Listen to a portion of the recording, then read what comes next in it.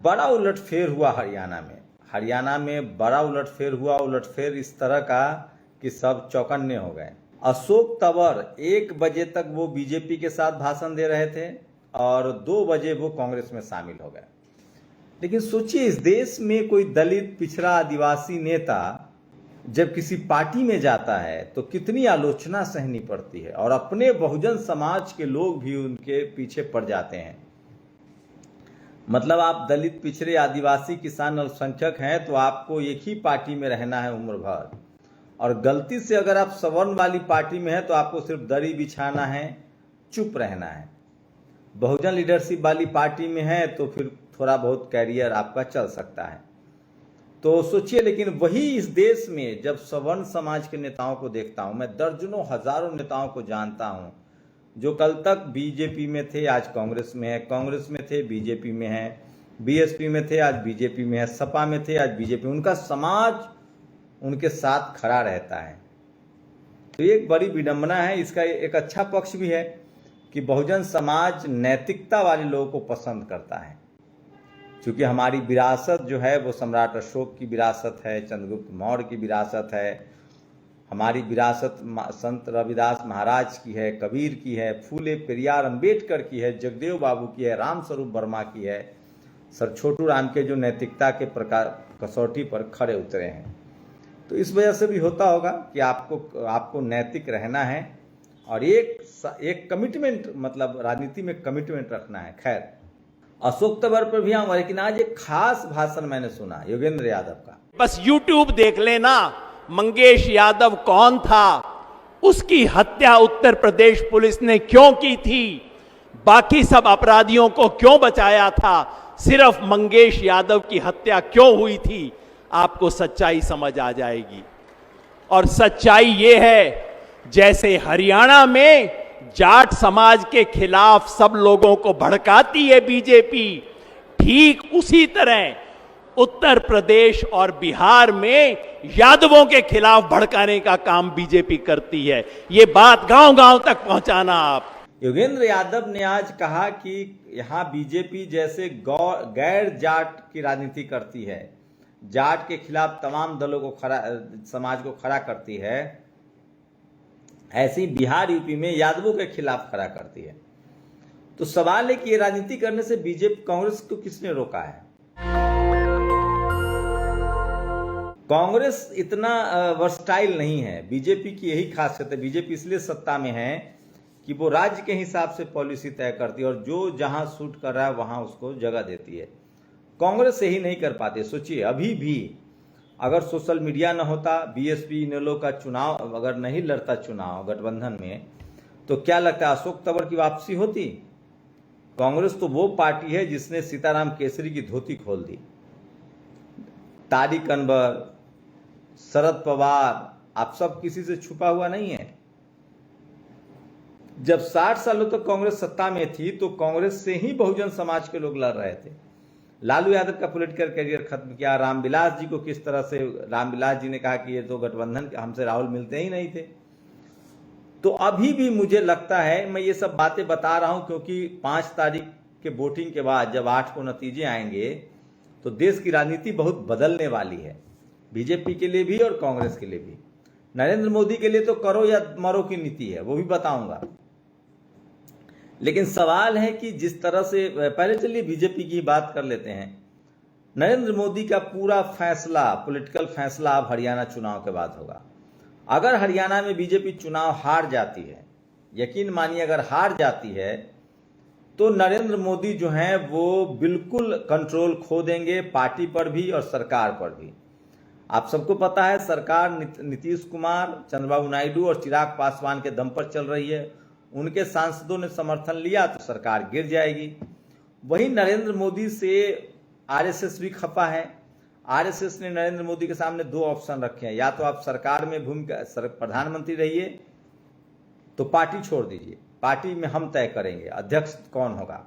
और उनके लिए 2 ऐसे नाम प्रस्ताव में है अध्यक्ष के जिससे नरेंद्र मोदी का 36 का आंकड़ा है। वसुंधरा राजे जो राजस्थान की पूर्व मुख्यमंत्री रही हैं, और दूसरा संजय जोशी।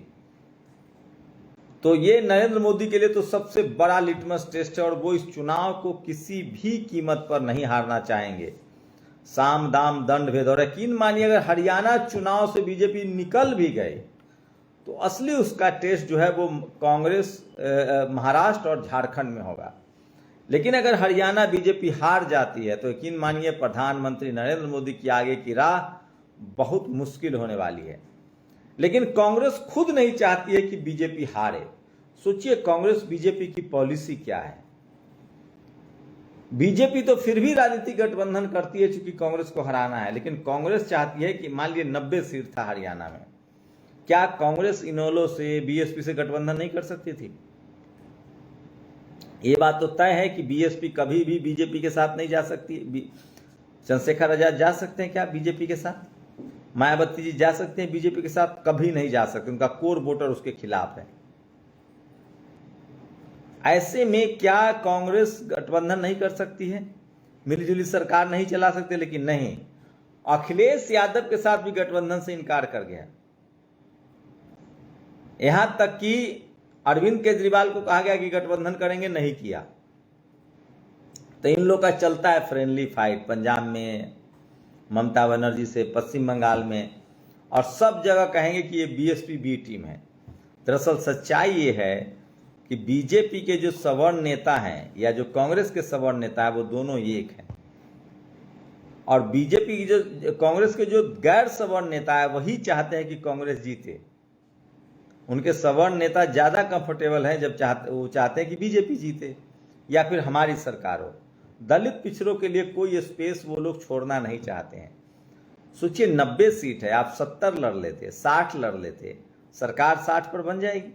आप 60 लड़ लेते, 30 सीटें बांटने में क्या हार्ज है? तो नहीं है, 30 सीट बीजेपी जीत जाए लेकिन मायावती बीएसपी नहीं जीते, चंद्रशेखर आजाद नहीं जीते। इस मामले में बीजेपी गठबंधन के लिए तैयार रहती है। जैसे हरियाणा महाराष्ट्र में गठबंधन है, आज चंद्रशेखर आजाद या बीएसपी बीजेपी में जाना चाहे तो स्वागत है, वो फूल माला लेकर स्वागत करेंगे। ये काम कांग्रेस, तो कांग्रेस जो है वो आरएसएस की जननी है, वो और घोर जातिवादी मनुवादी पार्टी है।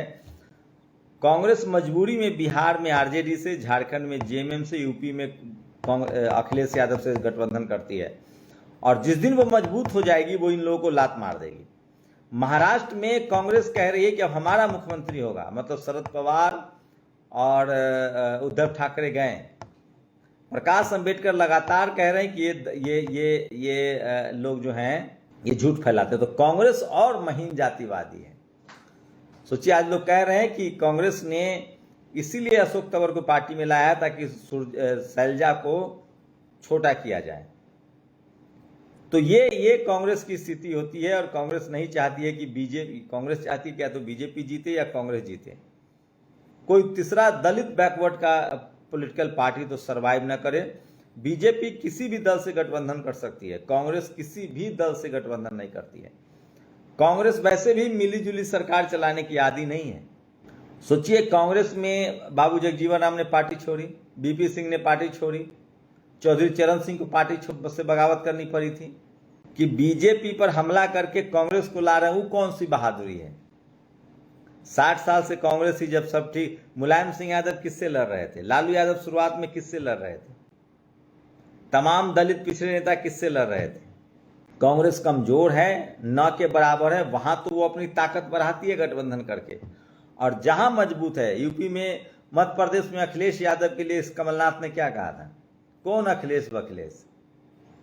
तो हरियाणा में भी, लेकिन आज हरियाणा में योगेंद्र यादव ने कुछ अच्छे भाषण दिए।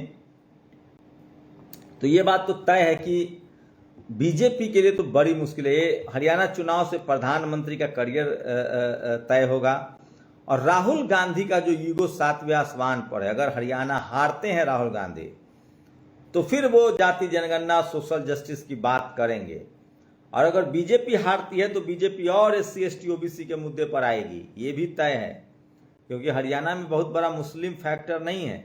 हाँ, यूपी बिहार में यादव समाज के लिए बहुत खराब कर रही है बीजेपी, ये सब जानते हैं, लेकिन कांग्रेस वो ओवरऑल बहुजन समाज के लिए अच्छी नहीं है। कांग्रेस 60 साल से जो काम कांग्रेस करती थी वही काम बीजेपी करे। प्राइवेटाइजेशन कांग्रेस लेकर आई, ईवीएम कांग्रेस लेकर आई, कॉलेजियम सिस्टम कांग्रेस लेकर आया। कांग्रेस सुधर जाएगी अगर वो इस चुनाव में, अगर हरियाणा कांग्रेस चुनाव हारती है तो सुधार तो होगा। बीजेपी का तो पूरा पॉलिटिकल रोड मैप ही खराब हो जाएगा। लेकिन अब आप सोचते हो कि हरियाणा में होगा क्या। मैं फिर कह रहा हूं, अब दौर गठबंधन की सरकार का आ रहा है, लोग जागरूक हो रहे हैं, सबको अपने रिप्रेजेंटेशन की बात समझ में आ रही है, और राजनीतिक रूप से जितनी जागरूकता आई है और दलित पिछड़े जितने जागरूक हुए हैं, मेरी राय है कि मिली जुली सरकार होगी। जैसे केंद्र में 400 पार नहीं हुआ, न राहुल गांधी को 299 आया, मिली जुली सरकार चल रही है। हरियाणा में भी मिली जुली सरकार होगी, और मान्यवर साहब कहते थे कि मिली जुली सरकार जनता के पक्ष में होती है। आप लोग अपनी राय जरूर दीजिए, आपकी राय बहुत जरूरी है। शुक्रिया।